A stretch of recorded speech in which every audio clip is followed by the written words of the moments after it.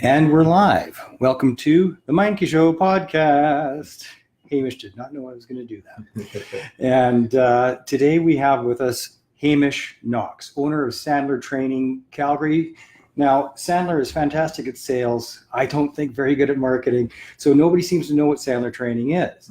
Sandler Training is around the world. And tell me what Sandler Training is. You're a better job of it than I can. Well, thanks, Mark. So short version, Sandler is involved in two primary areas. One is we support our clients in creating consistent, repeatable, scalable sales engines for their business and everything that goes into that, from people and processes. And then from an individual perspective, we support our clients in having more effective human-to-human interactions, whether that's personally or professionally. So under the label of sales training, which Sandler is so much more than, what's the biggest misconception out there about sales training in general? That it can happen overnight. Human beings are not light switches. You can't shove someone in a room for an hour or a weekend or a day or even a few weeks and say, hey, you're changed, because human beings aren't wired that way. So with any sort of personal or professional development, it's how are you doing ongoing reinforcement and development over time and being accountable, whether that's to yourself or whether that's someone who's supporting you with your learning and development along the way. I just saw a stat that said 90% of all self-study courses, online courses that are signed up for, are abandoned before completion. Right. And now why is that? Just a lack of engagement, or? Lack of engagement and lack of accountability, really, when it comes down to it, because, once the online universities are the example that I was reading about. And one of the things that the author said is, once they've got your money, well, they've got your money.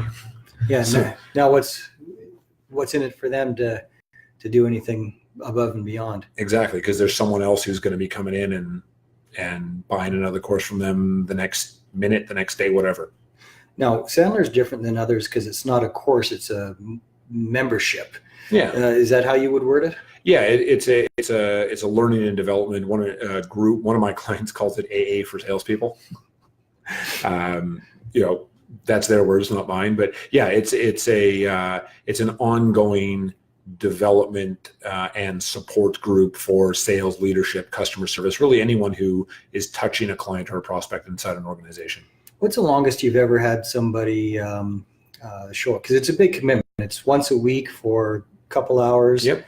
And what's the longest? I once met a guy in Baltimore, actually, and he had been a Sandler member, I guess, or student for like 10 years. 10 years of once a week just to keep the saw sharp. Wow. And then he transitioned. He said, if I'm going to do this, and then he became a Sandler associate. Wow. And what's the longest you've ever had anybody in your room?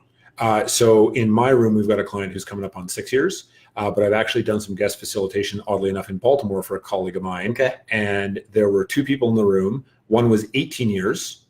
Wow. And one was 30 years. They had actually been trained by David Sandler before he passed. No. And what keeps them coming back? So I asked them that because I'm thinking, like, okay, guys, this is a big commitment. That's a lot of Sandler. What's going on here? Like, you could probably teach this stuff. And both of them like, yeah, we could. But what keeps us coming back is, the accountability from the commitment, right? They expect us to show up every week, and they're going to ask us how we're doing in terms of our prospecting and selling, client development. But also it's the room. And like the gentleman who had been there for 30 years, he said, I've met hundreds, if not thousands of people, some of whom are very good friends of mine, some of whom have become clients, some of whom have become referral partners. And some of them are people who I can call up and say, hey, I'm having a bad day, or I'm looking for a little bit of support with this. I know you're an expert in that area. Can you help me out? Right. And that's, even as, because I'm a former trainer, right, and I did it for a year and a half, whatever it was. And what a life-changing thing. What I've retained is the skills, but I don't use the system anymore because I'm not sharp with it, because I'm not in your room once a week getting beat upside the head with one of your books. Gently. Gently. Yeah. Well, you are a kickboxer, so maybe it's not always gently. Every now and then. It depends, I'm only a danger to myself, really. I mean, I can understand the wisdom for sure of signing up, and I guess that's why we get I say we, I haven't been here for a while, but why Sandler gets accused of being a cult. Yep. Yeah, and every now and then, typically that's very technical people who think that sales is, you just go sell stuff, right? Yeah. Hey, I built a better mousetrap. Why aren't you buying it from me? Well, because people don't care. They care about solving their problems. Could you speak to the trap that people get into because they have a master's degree or a doctorate? Sure. I saw this in your Sherwood Park colleagues' room, and there'd be very, very educated dudes in psychology and sociology and whatnot. Yeah. And even Chad made the mistake, from my opinion, of going, well, they got all these degrees, so all they need is the basic boot camp, the 10 weeks, and then, what am I going to teach them? Was the self-limiting belief. Right. And then I ended up working with one of these highly educated people who couldn't do any of it, and relied on me and said, but I taught you this personally myself. Do you not remember any of it? Absolutely. So do you think that that's a mistake to rely on your PhD when you're coming to Sandler? Like Yeah, well, we overvalue letters, and that's starting to change. I saw a headline on LinkedIn a few weeks ago about how the MBA is losing its luster a little bit, but what we focus on at Sandler is human-to-human interactions, behavior change, and real data, which is the opposite of the way a lot of organizations, especially selling organizations, the selling side of the business has grown up. And so what your question had a lot of layers, and one of those layers is assuming that because they have some sort of an elevated degree, they have the human to human skills, and usually they don't. And usually the individuals who come in with those human to human skills, whether they have an advanced degree or they just learn from the school of the streets, they tend to have those skills through a lot of pain. And they've stumbled and skinned their knee a number of times. And a lot of the very highly educated clients, and we love working with technical clients because they're process oriented and we're all about process. But what we forget is we have these squishy emotional creatures in our organizations called human beings. And human beings are not light switches and they're not robots. So we can't just say, thou shalt do this or you shall do that and expect them to continue to be motivated over time. It just doesn't work that way. Are you familiar with the backwards bicycle? Yes. And it really makes me think of that analogy. And for the viewers, if anybody doesn't know, there's this, I don't know if he's a university professor or who he was, but social scientist anyway. Yeah. And he got a bicycle and he had it set up with a little extra gear at the steering wheel. And if you turn it right, it goes left. If you turn it left, it goes right. Well, you don't need a PhD to understand this. And yet you'd go to universities, so higher education places, after university, and you go on stage after stage, and you'd have a line, and then 10 feet over be another line. And he says, $100, you'd have a $100 bill. And anybody that can get 10 feet on them, and everybody thinks they can do it. Totally. Because cognitively, they get it. Right. Well, I just go left to go right and right to go left. I'll just flip it in my brain. Right. I understand how to do this. Right. And what he found is that nobody could do it. Right. Even though you understood it, you couldn't perform it. Right. And so he said, okay, well, how much does it take before I can do this? Right. And so he did 20 minutes a day, every single day for 10 months, if I recall correctly. Wow. 10 months before his brain flipped, and then he could do it. And he himself could, because he couldn't ride the bike either. But his son, who was doing the same thing, because of neuroplasticity, was able to do it earlier. Right. And so he learned much quicker. And his son could still ride a conventional bike. He could flip back and forth because of neuroplasticity. But the social scientist gets on a regular bike, can't do it because his brain is flipped now. Of course. And I think that's like Sandler. I've been out for a while, but I can't communicate the way I used to. Right. I can't because my brain has flipped. Right. But that's how much work it takes before your brain actually makes, because you understand it very quickly, very easily. Absolutely. It's not a giant intellectual challenge to understand it, but to be able to do it, it takes time, commitment. And would you say that's a good analogy for Sandler? Very good analogy. My clients hear regularly, the hardest 4 inches to move in your life is your brain to your mouth. And you just illustrate, we can have all the knowledge in the world, right? We can go to a seminar, we can read a book, we can watch a YouTube video or whatever. But if in the moment we can't act or we can't get the words from our brain to our mouth, all that knowledge is useless. So it's really about how do you apply that knowledge and then eventually develop a skill in using that knowledge and then finally make the knowledge habit.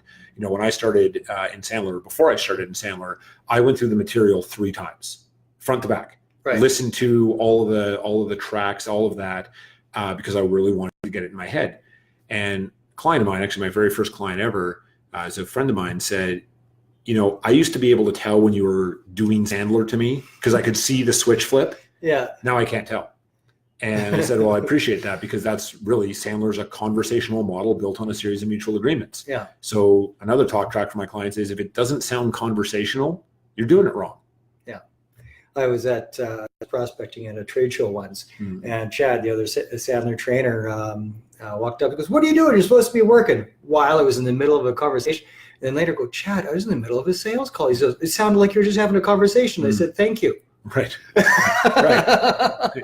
The thing that we teach our clients. Yeah. He's like, "Oh, whoops. Yeah. Sorry about that." Yeah. But it also illustrates, we're all human, right? Yeah. And we all make mistakes. And that's the other side of our work with our clients is, I believe anyways, and this is, is a Hamish belief, everyone's a good person. But they may be a bad fit for the role. Yeah. Doesn't make them a bad person, just makes them a bad fit.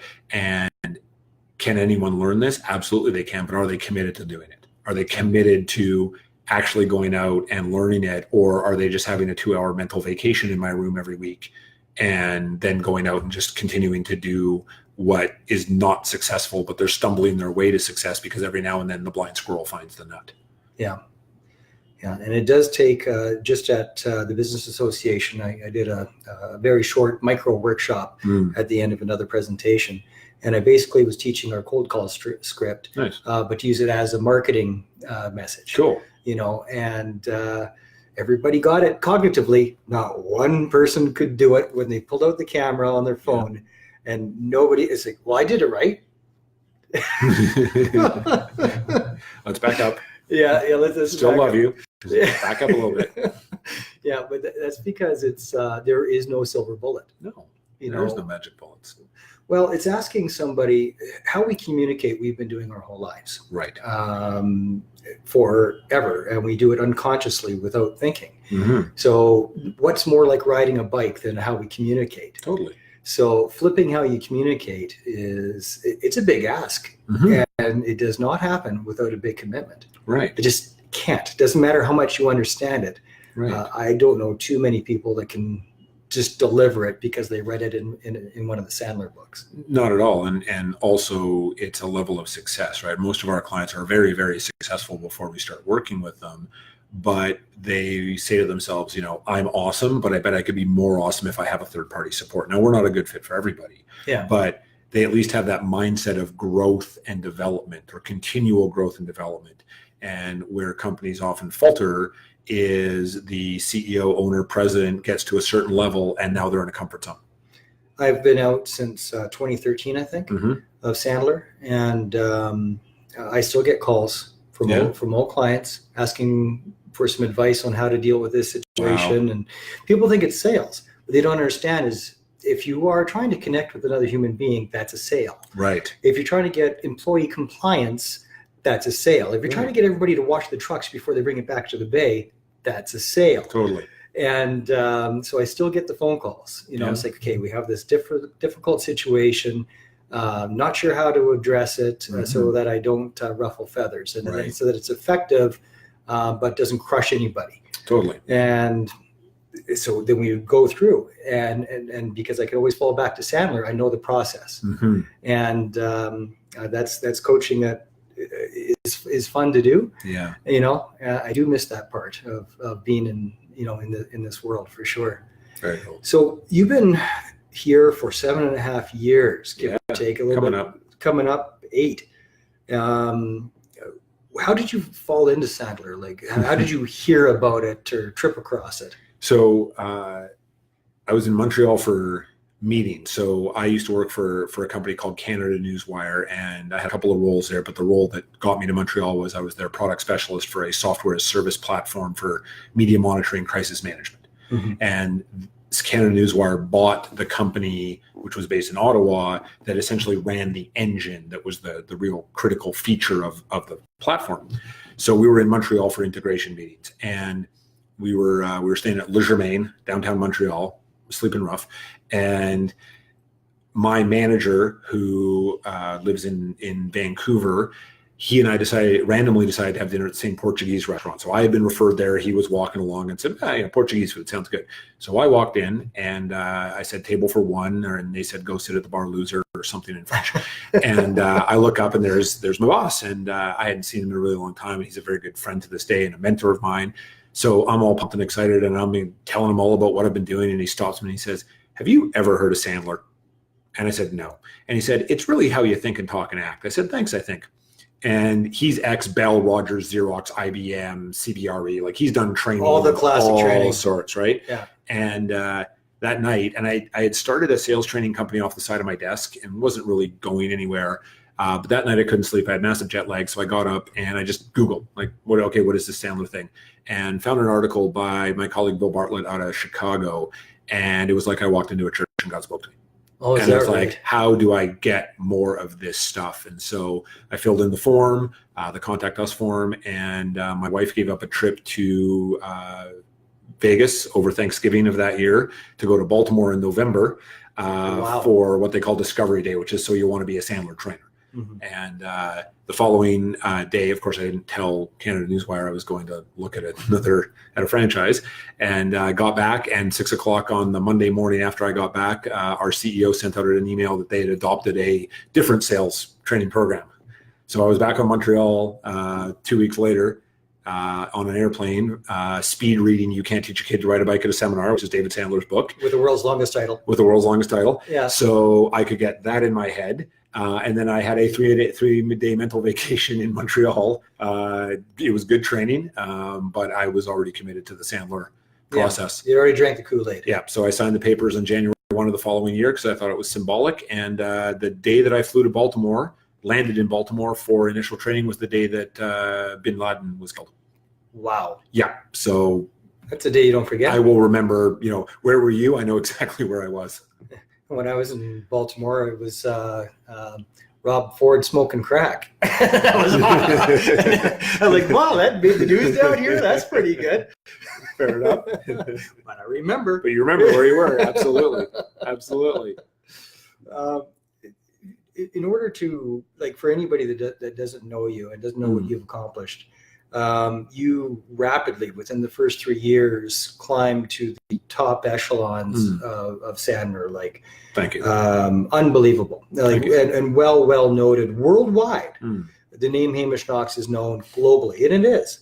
Because what you've achieved is people just look and they shake their damned heads like, who is this guy? And I've heard you being described as a prospecting machine. What I've found is that that doesn't come from the ethers. It doesn't come from cracking a book. It has to come, at least, and correct me if I'm wrong, from a kick-ass upbringing, where whatever your upbringing was filled you full of confidence that I can do this. Is that the case for you?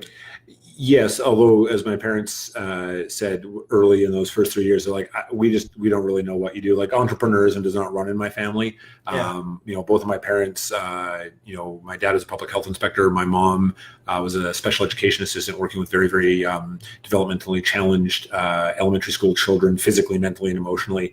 They were both in unions, very liberal parents, but both in unions. So, entrepreneurism is not not what we do. But they just said, we think you're in sales. I'm like, good, that's what I am. I'm an entrepreneur, which is sales. So just think I'm a sales guy. That's fine. But I grew up on a farm. Right. And it was a hobby farm. Both my parents worked full time and ran a farm. So when you're on a farm, accountability is kind of a big thing, because if you don't feed the animals, they die. And I've noticed that. If you don't take the crops out of the field, they rot, and then you have no food. And you're bankrupt. Yeah. So it was instilled in me from a very early age of, you got to work to the job, not to the clock, and to be very intrinsically motivated. So, and then when I got into high school and into university, I was a journalist. And again, journalism is the same sort of thing. If you don't submit your story. Why journalism? What was it about journalism that had you go, I'm going to try that? I like words. Really, when it comes down to it, I started listening to George Carlin when I was 8. The wordsmithing part of it? Yeah, I just like putting words in combination. I like the understanding of the etymology, where did that word come from? I am very passionate about learning different languages. I speak 4 of them, little bits of them very badly, and I'm teaching my 2 girls a little bit here and there, because neuroplasticity wise, from a early childhood education standpoint, their brains will develop more if they're hearing languages other than English. So I love words. How many kids you got? 2 girls. How old are they? Just about 6.5, and will be 4 in February. Do you use Sandler on them? Oh, of course. Of course. And one of my clients, who's a good friend of mine, this is a couple of years ago, right after my first was born, they said, yeah, so you're going to use this stuff on your kids, right? And I said, oh yeah, and I'm going to completely screw them up. Like, I fully understand that. Like, I know all the stuff, and I'm still going to screw up my kids. So I've already got the therapy fund in place. It's all good. They looked at me. I was like, I'm kidding. Come on. But really, when you're looking at human beings, everyone's different. Yeah. But if you take yourself out of it and look to support them instead of get your own emotional needs met, you're going to have a much better relationship with anybody. Is there any bits of Sandler, of the system or the add-on learning that you like to do on a regular basis? As for instance, I love teaching DISC. Sure. Because the 4 personality types, what I've found is that the more you understand them and yourself is where it starts, and then you develop that self-awareness of who you are and why certain things bother you and other things don't. Totally. Then you're able to spot it in others after. And once you do, like say the most difficult people in the world, if you don't have the training, are the Ds, the dominators. Right. But if you know, they're actually the easiest. Oh, totally. You find absolutely. Well? So is there any chunks like that you like to have? Like, I also loved IR theory, identity role theory. Are there any chunks that you teach on the side, or does it all stay within the system? Oh, no, not at all. One of my clients trained me or hired me to train Sandler across their entire organization, software company. And clearly we're not going to be teaching them about, paying budget decision, the qualifying steps, but upfront contract, the one you said, are there any bits that you take out? Upfront contract is something that anybody can apply, any situation. I tell a story in my room, which it doesn't sound very nice, but I said, when I first learned Sandler, and again, I learned Sandler before I went to my initial training, I would use upfront contracts when my wife would ask me to go shopping. And it made the shopping trips a lot better for both of us, because, the audience has probably already figured out I'm a D. I'm fairly direct, and I shop like SEAL Team 6 does a mission, right? Like in, out, get, go. And my wife doesn't do that. She likes to browse. She likes to, and sometimes she goes to stores and doesn't buy anything, which is a foreign concept to me. And so once I learned the upfront contract, we could have a mutual agreement as to what are we trying to do here. And so both of us would leave the shopping center in a much better state of mind, much better place emotionally, because we both knew what was going to happen and how long we were going to be there and what we were going to do after. I knew what my role was, because as a guy, I want to solve problems, right? That all men like to fall into problem solving. But with an upfront contract, I knew I didn't have to problem solve. Because she had the idea in her mind. I was there to support. I was there to say, the blue one instead of the red one, or, I think I like that one a little bit better. Or my role was to go wait at Starbucks until she was done. when my first and hopefully last divorce happened, the kids went through a really difficult period and just unruly, no matter what I did. But I started using upfront contracts before we got out of the car to go to the mall or Chuck E. Cheese or whatever. Right. What a difference. Absolutely. And then, but we do a new one. I do an upfront contract to get from the car to the door of the mall. There we go. And then from the door of the mall, okay, before we go any further, and we set up the rules to go from here to there. Then once we get there, one more, like, would take a few. But a complete difference. Absolutely. Because there was no surprises. Yeah. There's no surprises. And it occurs to me that the number one human emotional need, being affirmation, also gets met because when you use an upfront contract, you're actually hearing the other person and they're hearing you. Therefore, the frustration's gone. Absolutely. The other one that I just used last weekend actually is the okay, not okay theory. And it actually had to do with my eldest. My eldest and my youngest were coloring at the table, and my youngest said to my eldest, "Well, can you show me how to whatever they wanted to draw? It was a house or a tree. I can't remember what it was." And my eldest went over and said, "Oh, this is really easy for me," and then showed her sister how to do it. And I said, I really appreciate that you showed your sister how to do that. Can I share something with you? And my eldest said, sure. And I said, when you say it's really easy for me, you make the other person feel not okay. And of course, they're 6.5, so they're not really cognitively there yet, but they kind of looked at me and said, well, here's the thing. Just show them how to do it. Don't add in this extra layer about how it's easy for you, because all that's doing is making you feel better and making them feel worse. And it's not something that you need to do. And they went, okay, Dad. And whether it's sank in or not, I have no idea. I'll probably find out when they're 13. But that's another one is, Sandler said, always let the prospect or the other person preserve their dignity, right? They're another human being. Allow them to be another human being with respect and dignity and what we call equal business stature. Yeah.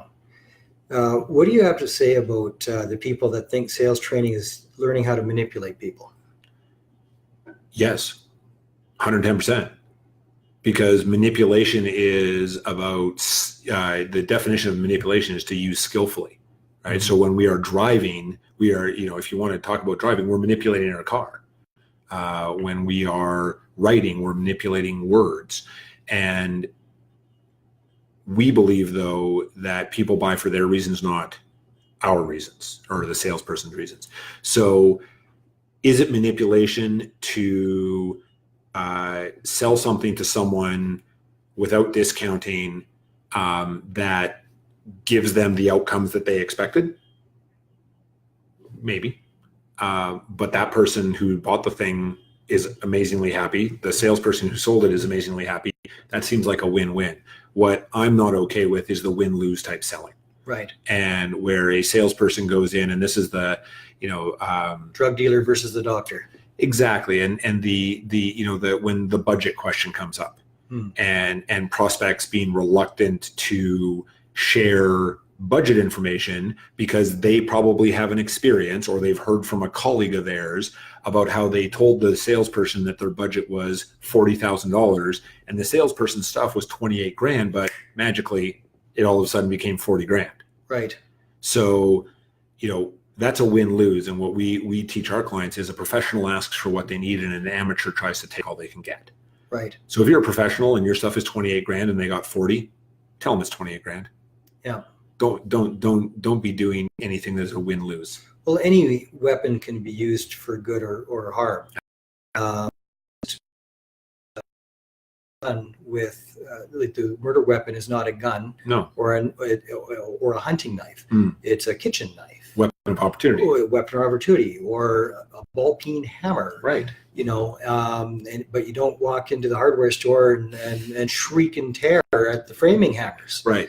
But yet they are responsible for all kinds of deaths. Of course. And it's a tool, and used properly, it's a great tool. Absolutely. But any tool can be used unethically. Totally. And that's where a lot of, I published an article about this recently on LinkedIn about how a lot of training, and whether it's sales training, management training, leader training, customer service training, doesn't matter, training in general, is really laying out a selection of hammers and saying, okay, guys, test out each of these hammers and pick the one that feels best to you. And then the person picks up the hammer that feels best to them, and then they just go around and they bash the hammer into everything that they meet or everyone they meet. And eventually they find someone who's like, yeah, that I'll go with that. And a lot of times they break a lot of rapport and they hurt a lot of relationships. We really believe in interchangeable plastic blocks. Okay. Right? So, we're going to give you a box of interchangeable plastic blocks because selling, management, interpersonal communication is all situational. And there is no magic bullet like you alluded to earlier. A lot of people are looking for the magic bullet. They're looking for the save us moment. There aren't any save us moments. All there are is these interchangeable plastic blocks that say, okay, well, given what I know about Mark, I'm going to take these 3 plastic blocks, and my first conversation is I'm going to use these 3 plastic blocks.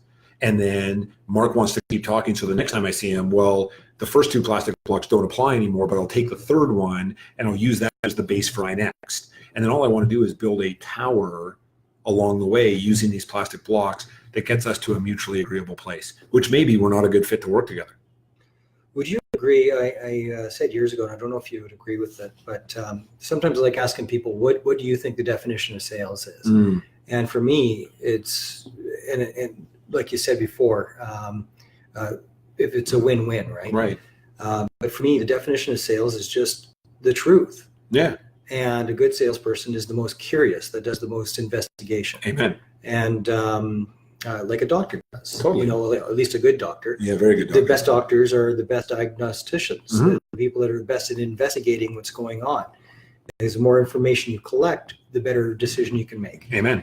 And so for me, the definition of sales is just the truth. And maybe the truth is we shouldn't do business together. Amen. Okay. Yeah. Or maybe the truth is we should do business together at price point X, and that's okay. Exactly. How would you define sales?